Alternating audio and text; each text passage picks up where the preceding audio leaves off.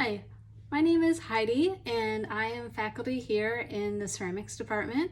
I currently teach ceramics too, but today I am going to work through showing you how to work from a solid form and hollow pieces out, as well as using some sort of paper form to build around.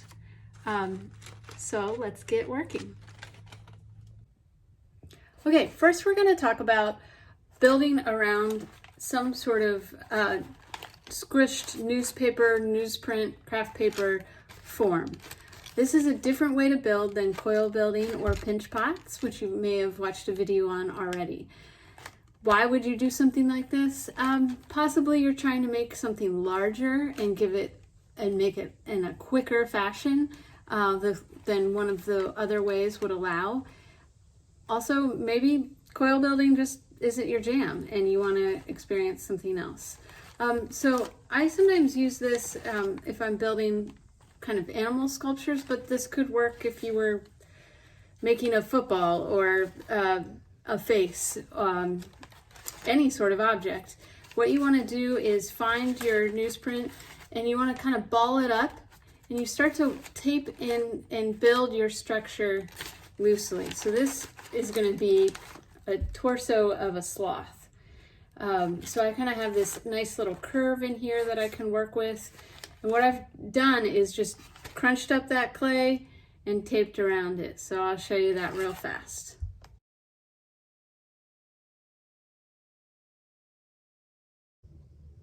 So we may not be winning any art awards so far with our beautiful structures here, but if you can just imagine, this gives you a nice, solid, yet flexible form to start to build around. And the reason we want it to be flexible is as that clay dries, it's going to shrink and it's gonna hug your form.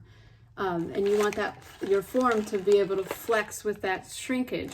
If your form isn't flexing too, then it's gonna crack. Your clay is just gonna crack around that. So that's why you couldn't take, say, a football and put clay around it and expect that it would survive through the whole process, because eventually that clay is going to shrink as it dries and the water evaporates from the clay. The clay is gonna condense down, and if there's no give in the structure that's underneath it, then it's gonna crack. Another bonus about using newsprint tape, you can use any tape, by the way. Masking tape works great. This is painter's tape. But this will burn out in the kiln. So you can leave it inside. You don't have to worry about pulling it out. You can certainly, if it works well, pull it out of your form later. But you can also leave it in there and it'll just burn up and create little bits of white ash inside your piece that you can dump out later or again leave in there. So next we will build a slab and we will work with it around your form just like fabric. So if you've ever seen one of those bust forms, this is kind of your bust form that seamstresses use, and we're gonna use that slab of clay like fabric. I just want to talk about like subject matter, where this would come in handy. You might build a really big newsprint form for inside like a dinosaur's body. And then we can talk about maybe you would build, you could build little newsprint armatures for inside of each of those limbs. Or you could start with this body and the slab around it and then build out with coils from there. And what these newsprint structures do is just kind of give you a place where you can get a real big base started from. So that would work. And I'm sorry I have all these animals, but that's what I work with. So these are a good imagery to think about how you would start to divide that animal into parts to work from.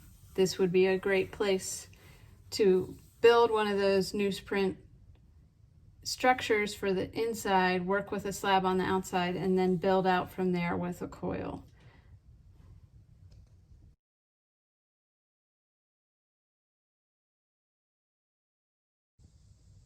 All right, now you can see I've thrown out a slab. Again, I wedged that clay. I pounded it out so it was a little flat.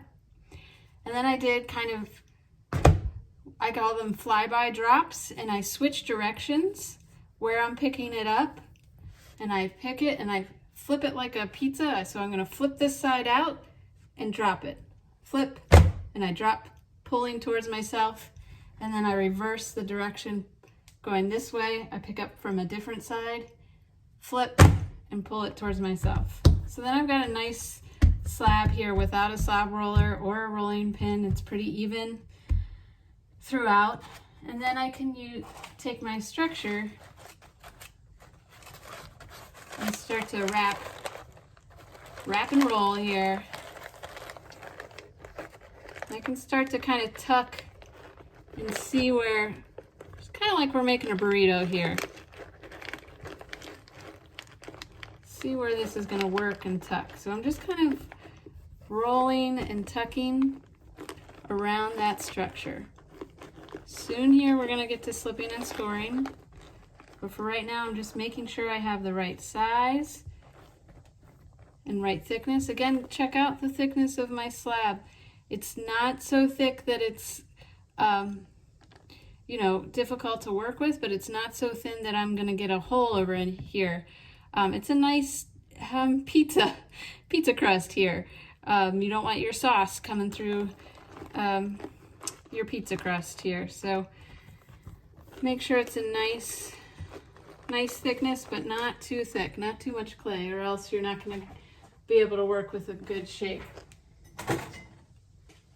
So then you want to come through and kind of do a little surgery as if you're cutting material.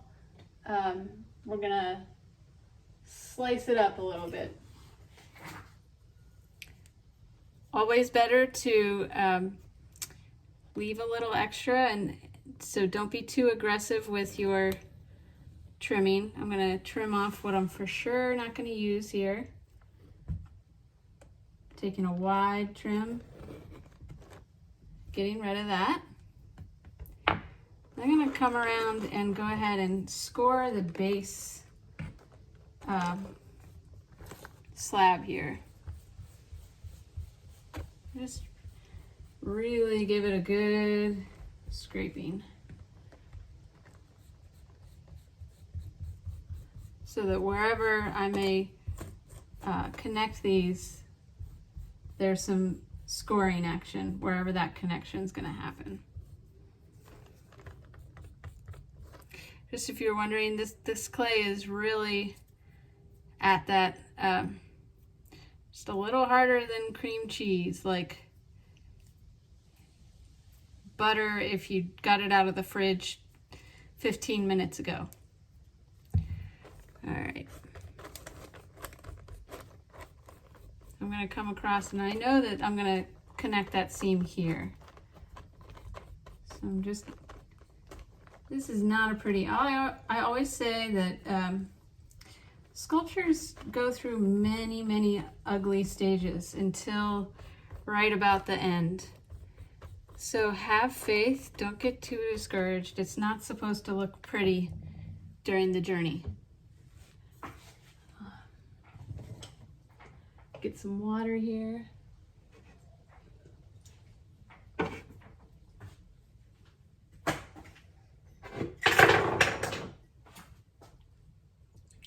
Okay. I'm going to use a paintbrush to apply a little water, or better if you have slip. Slip is just that kind of clay sludge in the bottom of your bucket when you're done working. Don't add too much or it's just gonna fall apart. But enough that you got some sort of glue going. Oh, I didn't go out far enough, I can see.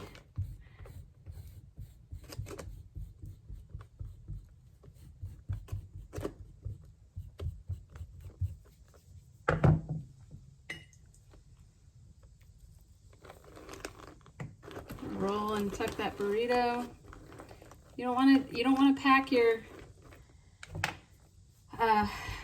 your newsprint too much. See, I'm glad I didn't trim off all that extra there because I want to leave it a little looser in the end here. So make sure there's still some bounce to your newsprint. So again, that there's not, even the newsprint, you can get a little too tight that it would cause cracking. All right, now I'm gonna roll it around and I'm gonna start to seal it just like you were. Now we're gonna make an egg roll basically. We're gonna seal this up so all of our ingredients in there don't come out while we're baking.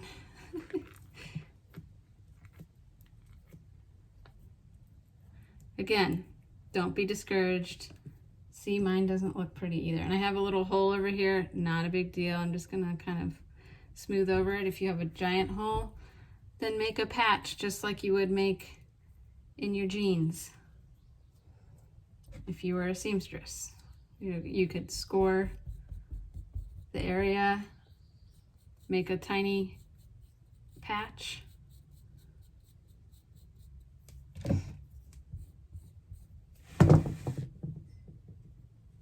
Get some of that slip on there and patch her up.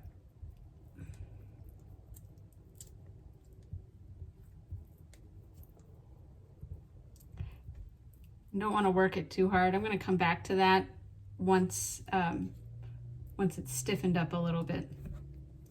I'm going to come back to this and smooth over that seam.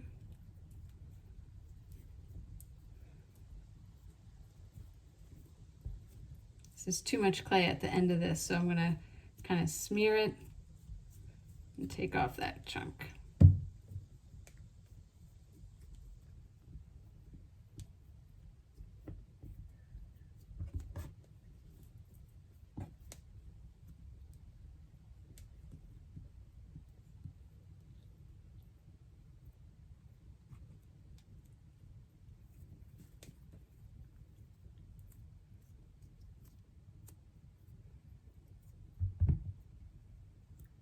Take off that chunk, and I've got a hole here now that I'm going to fold over. I'm going to give it a little score just to make sure I'm securing that space.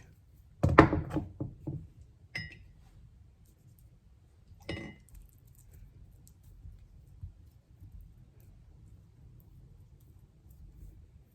right, now we're all sealed up, but we're feeling really squishy still. So what I'm going to do is kind of just give it a suggestion of how I want it to go. Want this sloth to be kind of lounging a little bit.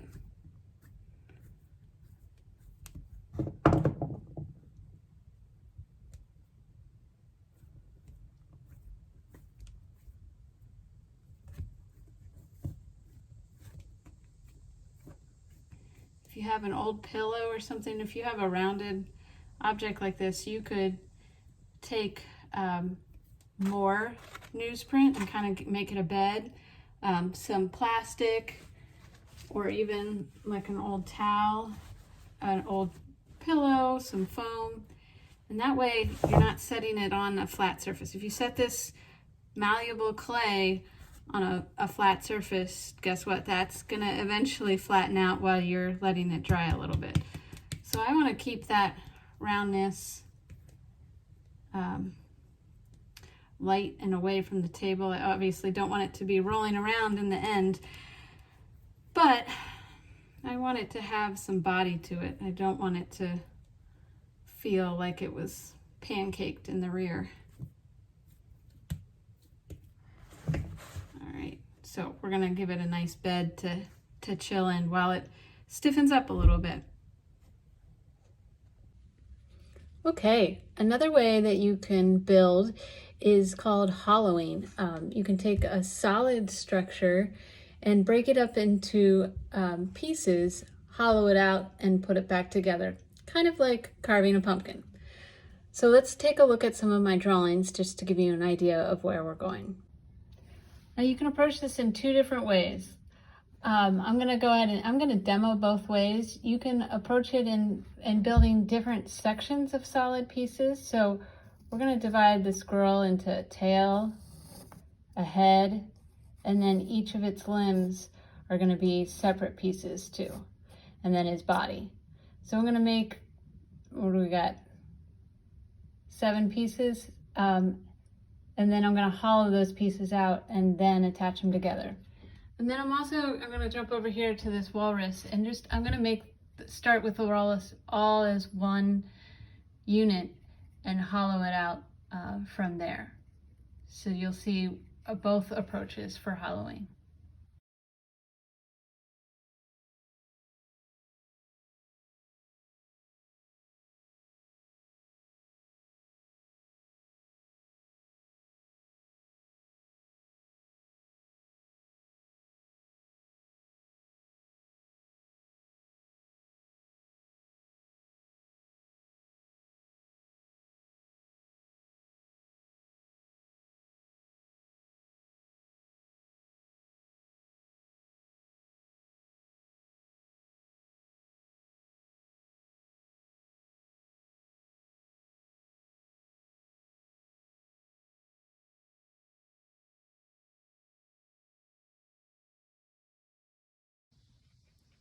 All right, here we are on day 2 with our pieces that we let sit overnight to just solidify that memory of what we want the clay to be holding to. So here I have my walrus. We're going to start on first, and we're going to start by carving out the center here. This has been sitting overnight, but still wrapped up. So I can still press my finger in, but it's a lot firmer, more like butter that has been in the fridge rather than butter that's at room temperature. And I have back here my squirrel wrapped up in pieces, and my sloth back here waiting on his blanket we'll get to in a little bit. So we'll put you in fast mode so you can see me. What I'm going to use to hollow this out. So this is, again, is called hollowing. I've started with a solid shape, and I'm going to work from that solid shape. And I'm going to use mostly this loop tool. It's symmetrical on both sides. So when I get digging deep in there, I don't have any, I don't have to consider a surprise sharp edge. If I was doing this, you may get kind of close to an edge somewhere with one of those corners. So if you only have one of these tools, use the rounded edge. It may take you a little bit longer than this one, or you may do this one until you get closer to the edge and start to use this. Again, it's better to leave it thick in the beginning and work thinner. So don't get too aggressive with the hollowing out. This tool probably came with your kit. It could get you started, but again, we're not symmetrical here, so it's hard to dig in there and twist and pull out, and it's a little unpredictable because of the difference on both sides. So try to find something that's symmetrical and not doesn't have a sharp corner to it. Before I go in fast mode here, I'm just gonna kind of give myself an outline of where I'm gonna work so that I don't go past that border to begin with. Again, this is still a little thick to leave it in the end, but this gives me enough clay to play with if I want to push it out and expand it, and pushing it out will thin that space too. So I'm gonna take out most of the volume and leave some of that thickness to play around with.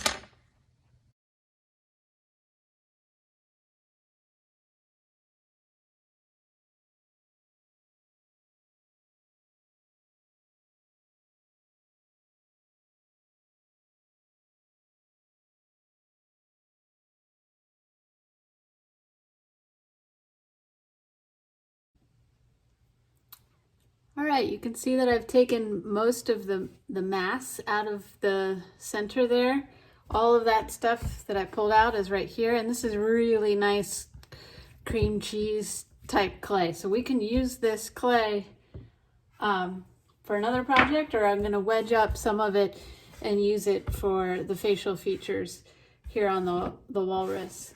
But once I get that carved out, as I'm going, I think you could see my hand going in to just double check the thinness here and there and the thickness and where I needed to take more out. And now once I've gotten to a good place, I'm going to kind of treat this as a pinch pot and go around and try to even it out throughout, just using my fingers instead of the tool and pinching. I don't want to change the outside of my shape too much, but I can start to manipulate it a little bit and expand where the snout is going to go, and some details there.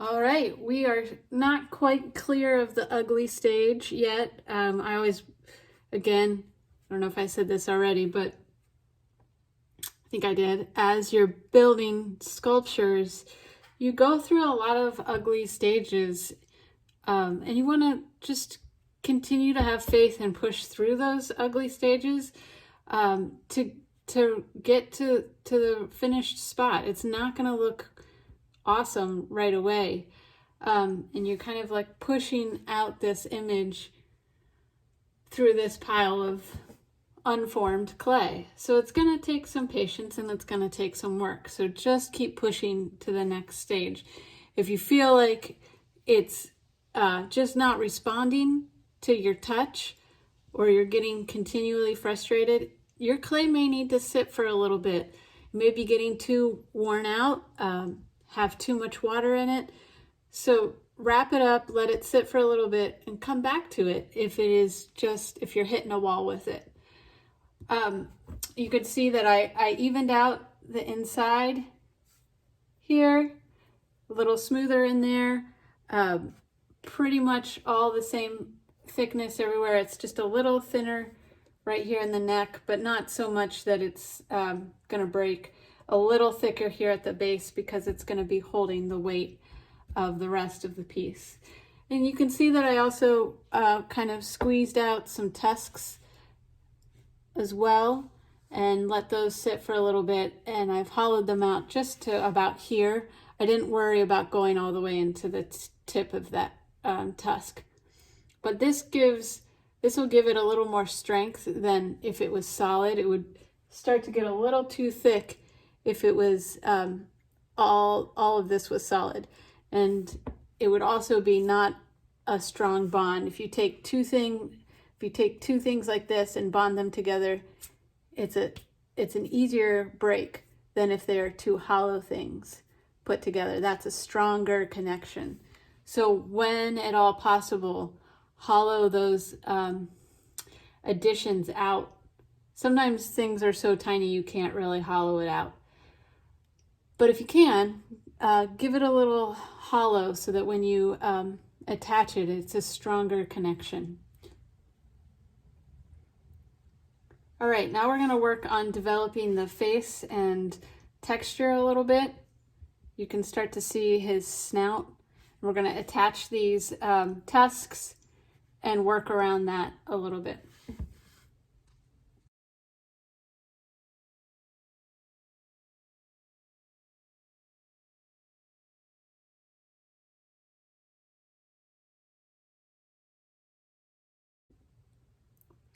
All right, you can see that I've been working on forming the clay here.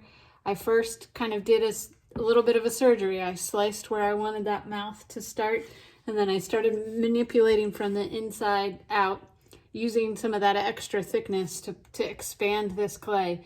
As it expands, you can see that it's starting to get a little wrinkly. So you want to continue to kind of counterbalance the pushing with a guarded hand on the outside so that you don't push through the clay too much. Or if you're starting to get wrinkled, just come back over top of it and continue to use the palms, that nice juicy part of your hand as a rib to smooth that out. You could also use a rib, but sometimes your hands are the best tools. I'm going to come back and form this more once I get the tusks in there for good. You can see that I was planning out where the tusks were going to go. I cut the back out because they're going to sit in a little bit. So I just needed to cut a little piece of that out so that it could sit in there the right way. Still creates the illusion of all being there, but just like in drawing, sometimes you have to create an illusion with the clay. It doesn't need to be 100% anatomically correct. So I know that it's going to look pretty good in there. So I'm going to go ahead and I've got this situated mostly the way that I want. I'm still going to be able to play around with it a little bit, but I'm in a good place where I feel comfortable enough to slip and score those in place and seal them from the inside. This is one of the benefits of hollowing out, is because this has enough structure to it, I can continually lift this up and use my hand inside to do a counter push with these to attach them correctly.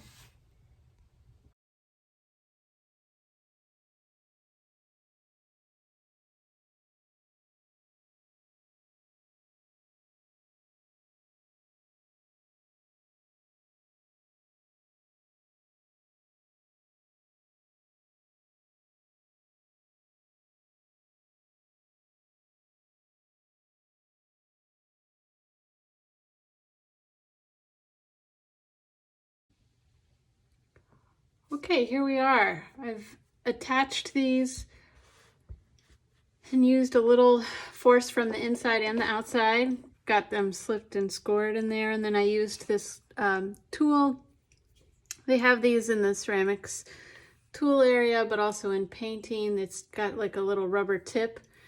They come in different shapes, but I find this pointy one really helpful. If you don't have one of these, no problem. You can use a dull pencil, and that really helps you get into those cracks to smooth out that slipping and scoring, and maybe even create a little space there so that it looks more realistic. And then I went up here and I pressed out the nose a little bit more. I actually, off screen, added a little bit more here because I want a little bit more to work with. And then I started to create those sockets there to put eyeballs in later.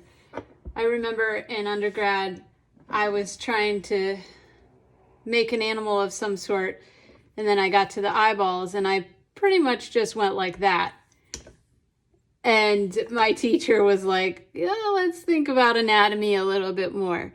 So try to think about how, like what emotion you're going for.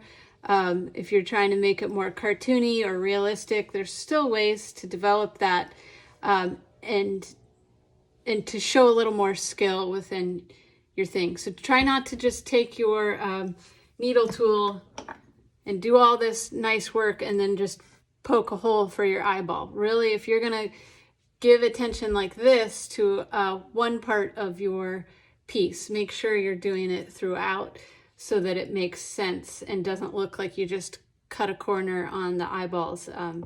It won't read as one object that way.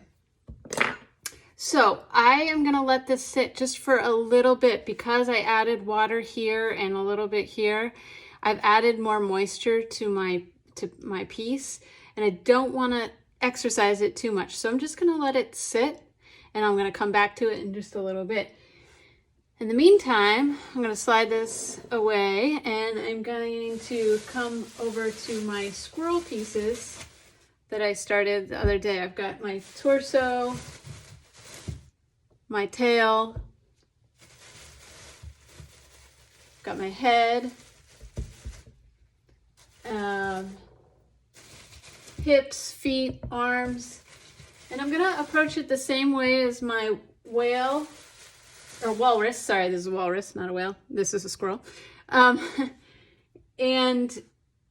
but instead of it being one solid form to start with, I've broken it down into separate pieces that I will slip and score back together. But you'll see me go through hollowing out each piece individually and then slipping and scoring it together. Kind of like I did with the tusks on the walrus, but I've definitely broken this down into more manageable pieces. You could approach it the same way as I did with the walrus and take a whole chunk of clay and kind of carve out to that basic shape and then hollow out from the inside. This is just a different way to approach it if you break it down into pieces, solid pieces, and then hollow those individual pieces out.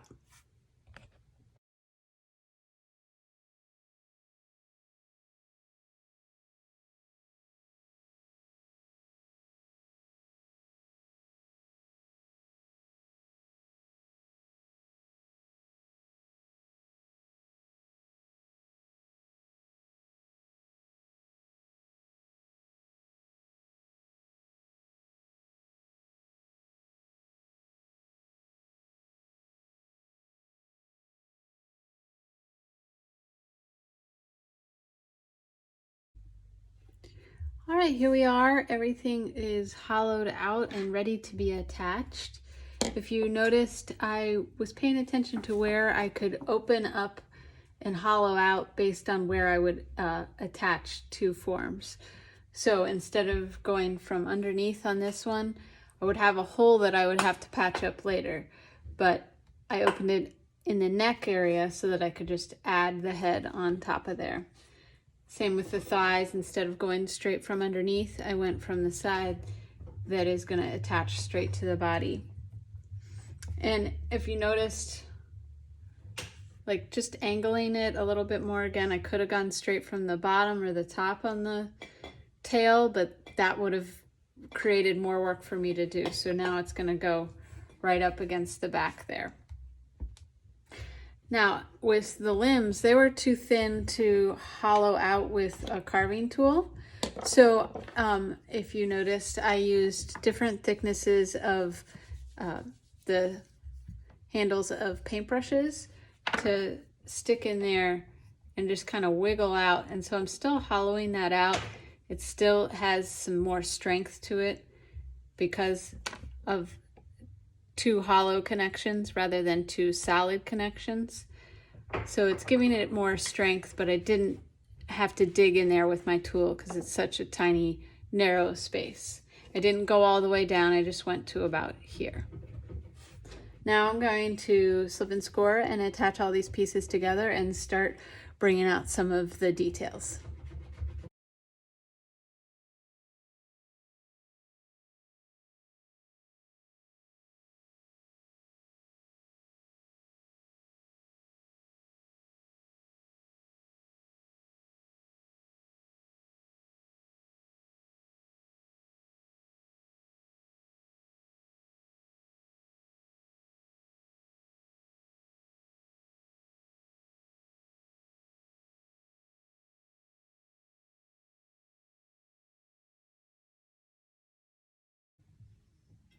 All right, I just want to touch base on a few things that I did there in fast motion. Obviously, I slip and scored everything. Before I attached those things, though, I don't know if you noticed, I took some sort of pokey tool, end of a paintbrush is what I used, and poked a little hole through the torso so that air would not get trapped in these limbs, that this whole section is open, and if I seal that off with the torso, then there's air trapped in that tail. When evaporation and all of those magical things are happening in the kiln, steam can build up in there and cause your whole tail or whatever to explode. So you want to make sure that there's no trapped air in any of these places. It'll also help with drying out. So I have poked a hole here through each limb so that air can travel through the open mouth here and into all the limbs and the tail. You can also see that I have sliced fingers before I attached them. I added a little bit of detail before I attached the hands and the feet. And I did this by just taking a thin knife and slicing the fingers, and then I kind of formed them and used a wet paintbrush to start to smooth those out. And I'll keep doing the paintbrush and water as it dries. Let's see what else. I've added a little for the nose. I cut open a space for the mouth. I'm going to add teeth there in a little bit. I haven't attached the ears yet, but I have those planned out, and the eyes will go here. And I'm also making some little acorns for this squirrel to hold. I've got this little acorn shape that I shaped out, and then I took another pokey stick and just wiggled that in there, and then another little chunk of clay and made a little pinch pot and kind of scooped the top like a Hershey kiss there. And then I'll slip and score all of these together and then slip and score them into his hands, his arms. So let's add some teeth, ears, eyes, and acorns.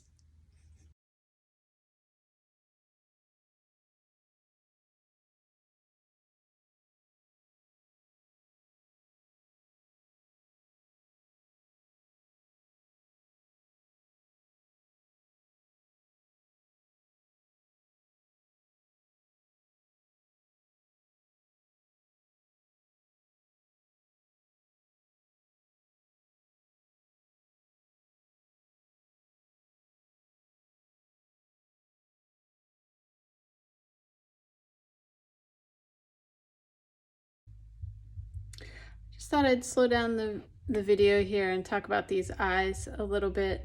I opened up the socket with another hard edge here and kind of pushed up and gave a little eyebrow before I even did anything else. So I opened and pushed up, and I have a little ridge there.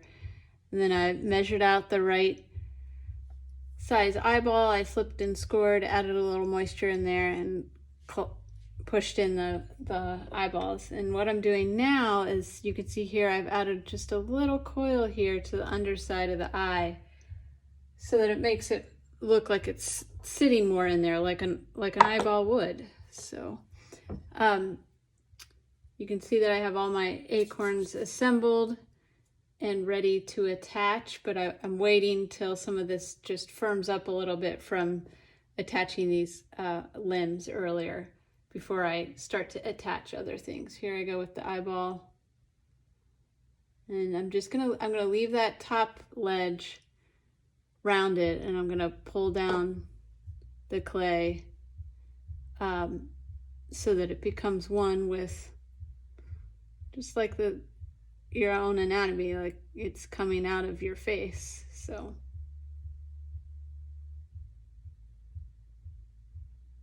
and you can play around with this, like if you push up or open up, it really changes the expression and what's happening.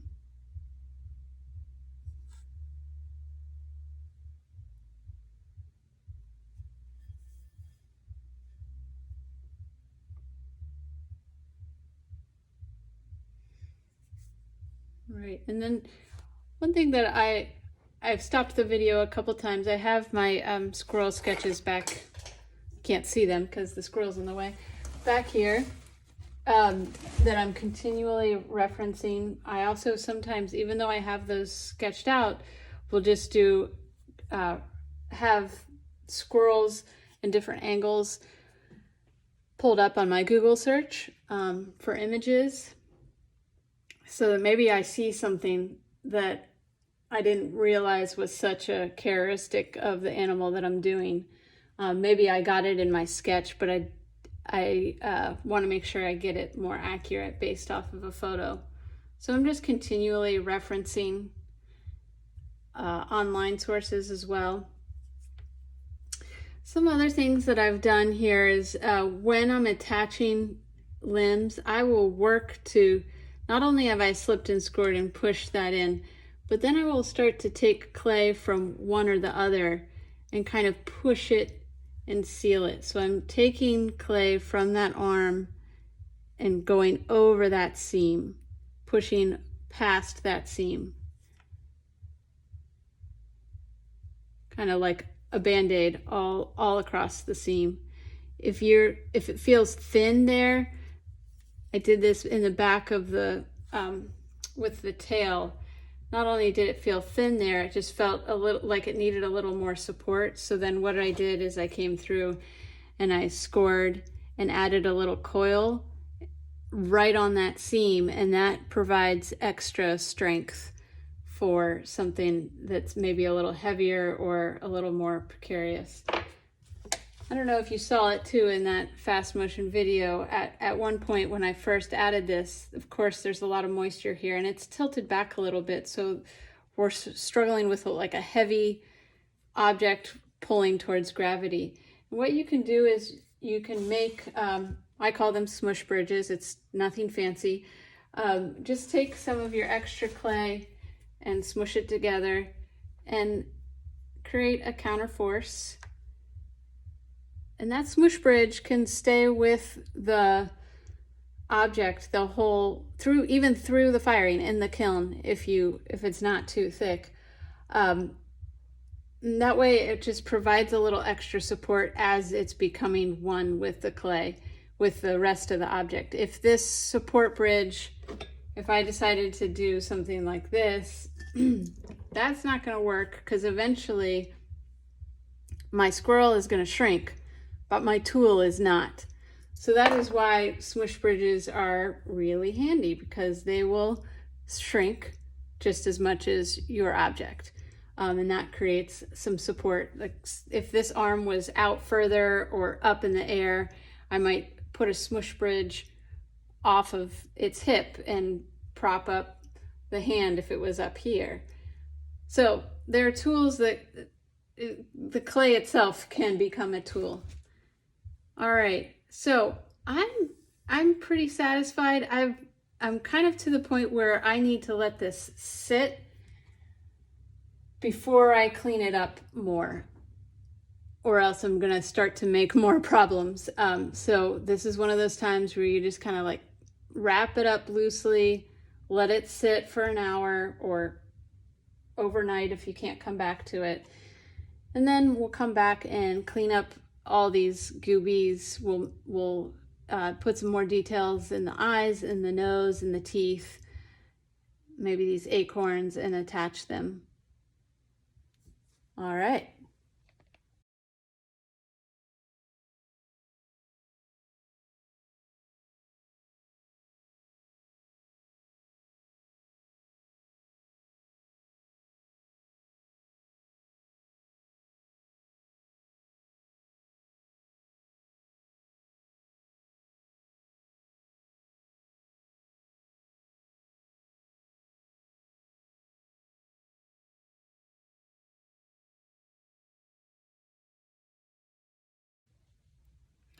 All right, we're getting closer, starting to get past the ugly stage, starting to see a squirrel with acorns.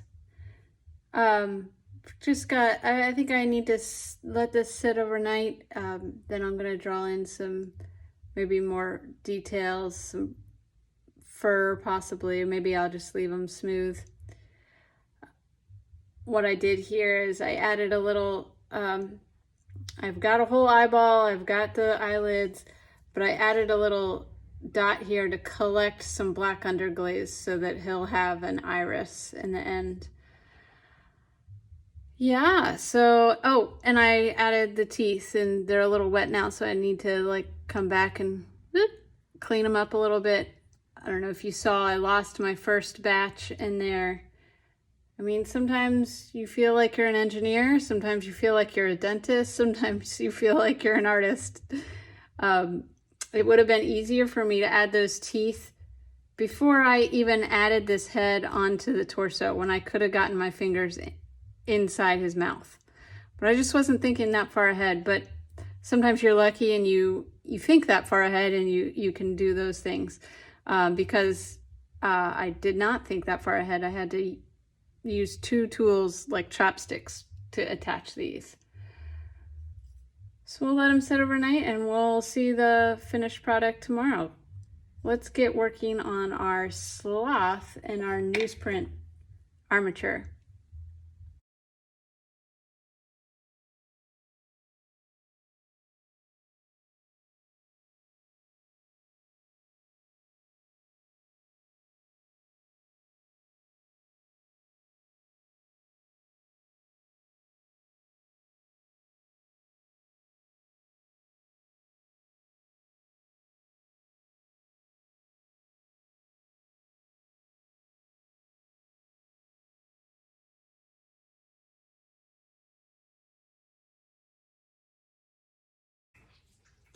All right, we have arrived at another ugly stage, but that's okay because we're going to push through. We can see the vision. So what you saw in the beginning was me making some more slabs for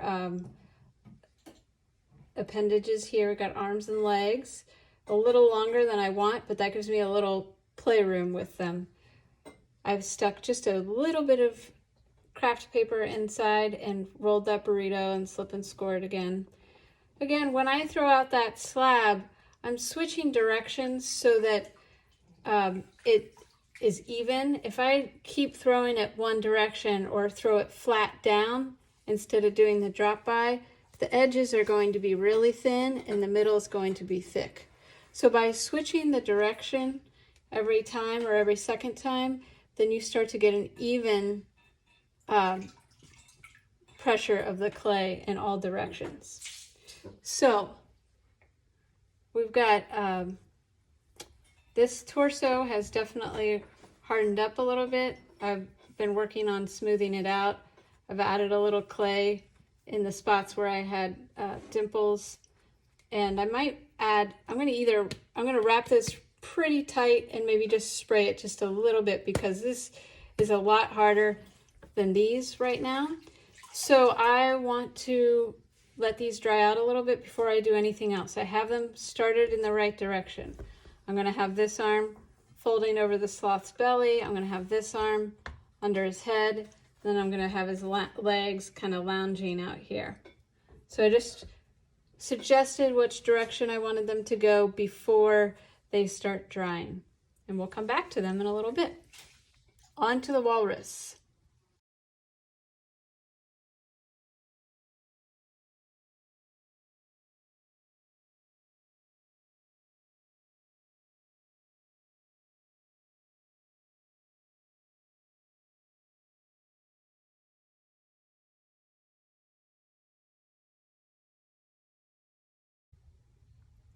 All right, I think I am done with this walrus. I might touch it a couple more times as it dries and just make sure I can get my fingerprints out of it. A couple of things I did there. I did some different eyes.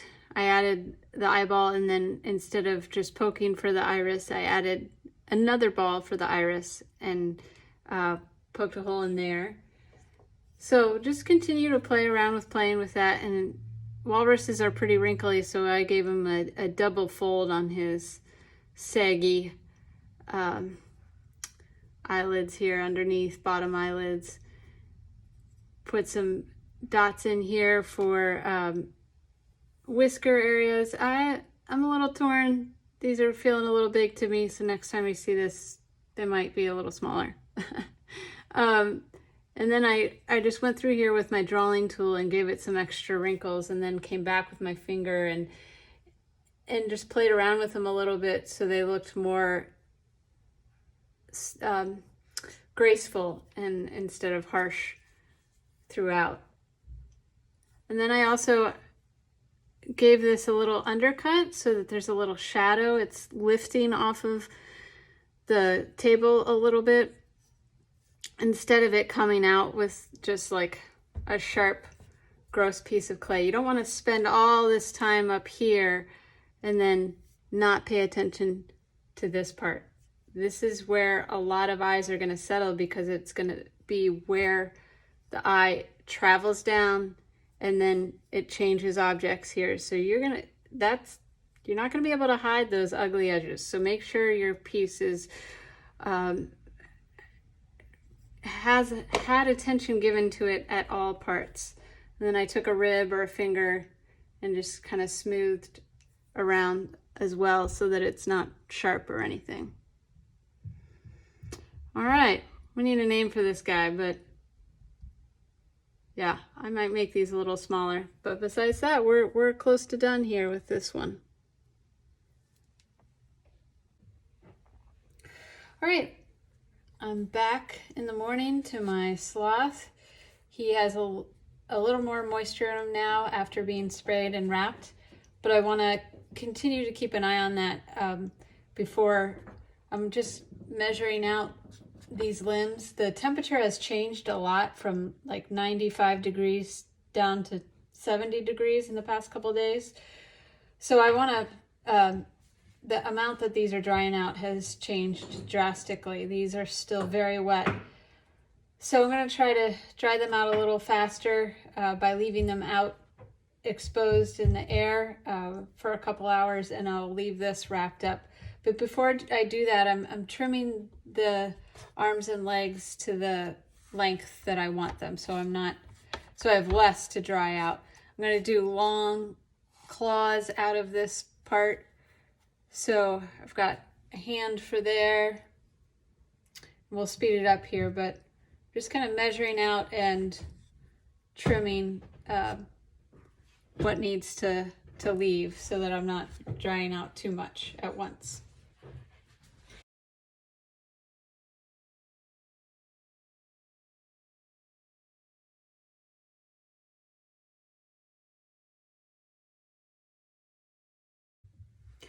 Okay, here we are with the sloth limbs. I have kind of given them a little fur here and there. I could be obsessive about this and do it all over, but again, I'm kind of treating it like a cartoon drawing where I would bring out just a few details here and there. And I'm avoiding using the needle tool. I think it's one way to kind of put a big red sign on your work that says I'm a Ceramics 1 student is to use the needle tool for the wrong thing. So if you come in here with texture and just draw a bunch of lines, everybody knows that that's a needle tool that you used. So the trick is to kind of use the tools in ways that you may that are a little less predictable.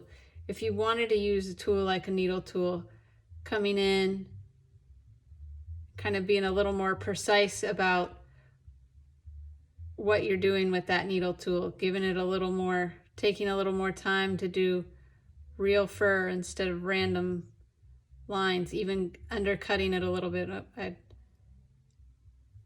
that one back in and letting some of them pop out, and then adding on too, so creating the more of an illusion of real depth and texture.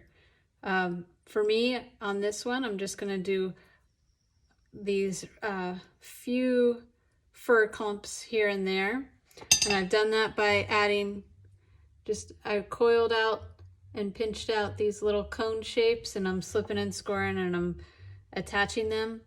And then with the ends, with these claws, I just went ahead and took a knife and sliced 3 spots. I took a little of the edges off to give it a little more angle, and then I worked these claws a little with my fingers, and then again with a shaping tool, and I will continue to use the paintbrush to smooth out all those boogies and to get it smooth in there, so they start to look real and smooth as they dry.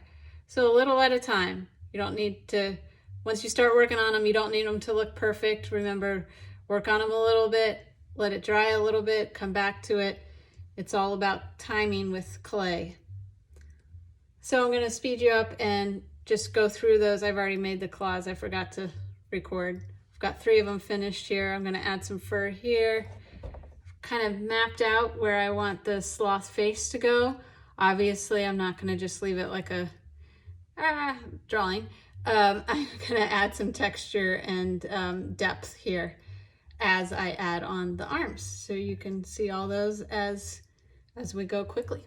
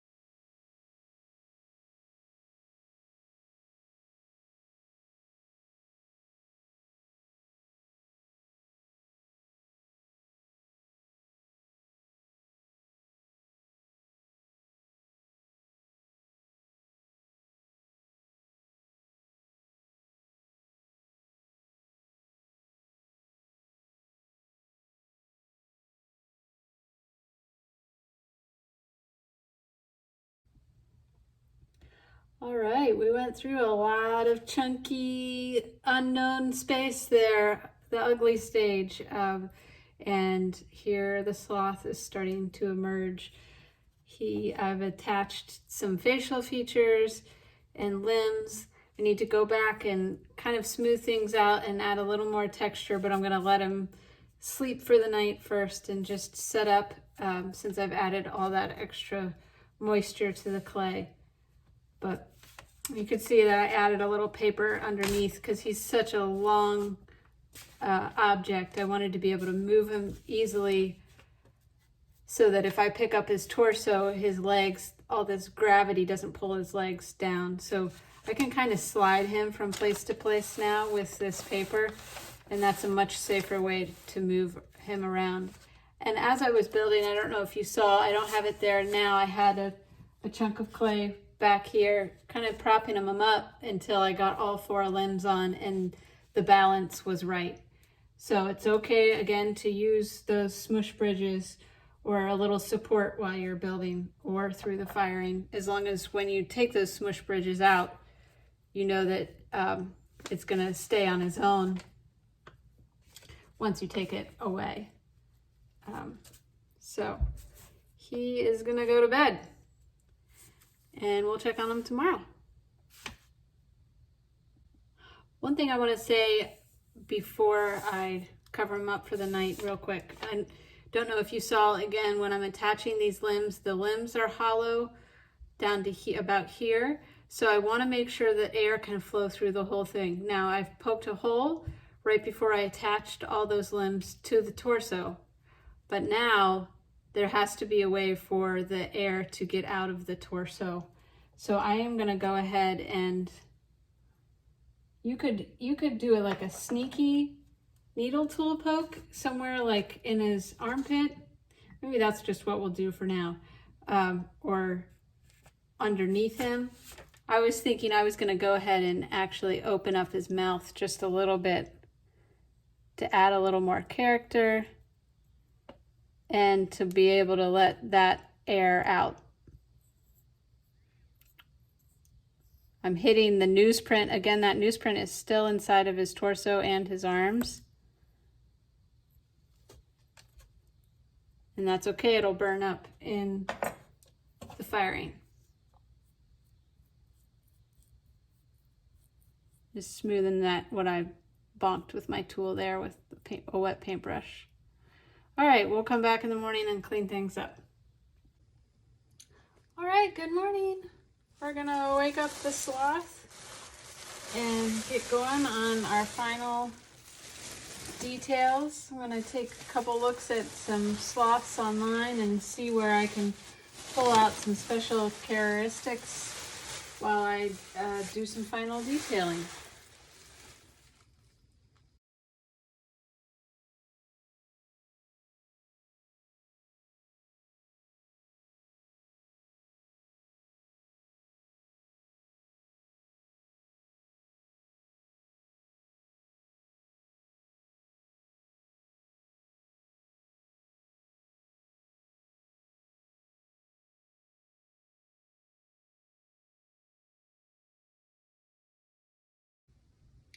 All right, I think I am done here. A couple things I did off camera. I just felt like it was starting to look more like a Yeti than a sloth. So I pulled a picture up on Google again and just felt like I wanted to redo the eyes and the nose a little bit, give it a little more, the nose a little more depth, and take the eyes down in size and really accent it's really fur in real life, but just that shape that circles the eyes on the sloth. And there's a couple spots where I'm still gonna be coming in with the damp paintbrush and smoothing things out, but I've got some different kinds of texture going, a mix all around. And he's pretty stable, so I'm gonna start to let him dry without the plastic on, and I'll just keep, as this stuff dries, I'll keep coming in here with my brush or a sponge or my finger and smoothing things out so they stay the way that I want. All right, I hope you've enjoyed this video on how to build by hollowing and by creating a newsprint armature inside and using slabs to roll around those armatures. Hopefully these techniques will help you in your future endeavors in clay. And just a final reminder, when you are finished constructing your pieces, to make sure to take a needle tool, if there is not already a way for your air to escape, and sneak in a couple tiny air holes. You can do it through the bottom, even though it sits on the kiln shelf, the air will still get out, and that way things will safely dry and not blow up in the kiln. Have fun creating. One last quick note, I said that I was going to leave them unwrapped now, and I just want to clarify, I'm going to leave them unwrapped for a little bits of time, and then I'm going to wrap them back up. At first a little tighter, and then as time goes on, I'll loosen it a little by little and start to raise it up. What's going to happen if I leave it unwrapped all the way, right away, all these appendages, these things that are smaller and like the claws, they're going to dry out fast, and then there's still going to be a lot of moisture left in the body, and the uneven drying will cause cracking. So you want to go slow with releasing it from the plastic, and as you do that, keep an eye on where you've attached things and limbs. That's where it's going to want to crack the most. So just keep an eye on that. Make sure that you're going slow with that drying. And if you start to see a crack, kind of rub a tool along those seams to kind of encourage that bond back together. All right, good luck.